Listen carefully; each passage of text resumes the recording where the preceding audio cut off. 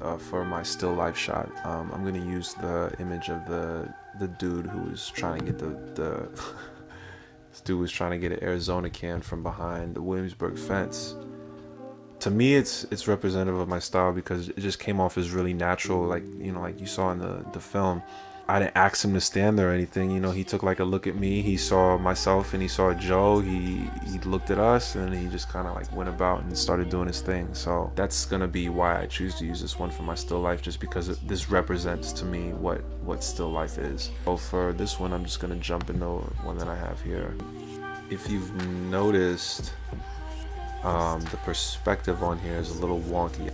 I'm gonna come over here in the transform, and I'm just gonna mess with horizontal slightly. Always you want to try to get it as right as possible in the camera, but in the event that you don't, there are little tricks and tips that you can use, and that's one of them. When you do transform tools, the scale gets a little bit messed up, so you'll need to zoom in and out accordingly to make sure that every part of your picture is in frame. So there we go, that looks a lot better. And from here I'm just gonna mess with the colors. I'm just gonna start cooling stuff off, warming stuff up. I'm gonna opt for the cooler side on this one, because I like the way that the red pops a little bit. And normally I'll mess with my reds and I'll make them kind of orange. The blues, they should be pretty true, so we'll keep it over on like the bluish purple side. The shadows I do want to bring out a little bit, just because it's starting to get crushed down here a little bit too much. And I'm also going to take out some of the grain. It's a little bit too much. You don't want to have a cluttered shot, and it's just all about balance and keeping everything you know, squared away. So I'm going to mess around with the blacks and the shadows a little bit, just tweaking them, very minute details, minute changes, until I get something I'm happy with.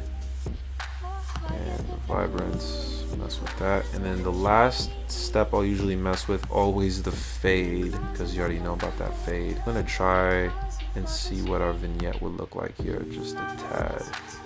Not too much, but just a little bit, just like 50 Cent said. And a little bit more vibrance because I want some of the colors back in there. And there we go. And if you're cropping for Instagram, thank God you guys now, you can have full res images. Not full res, but you don't have to post, you don't have to crop. So you can if you want to do a square.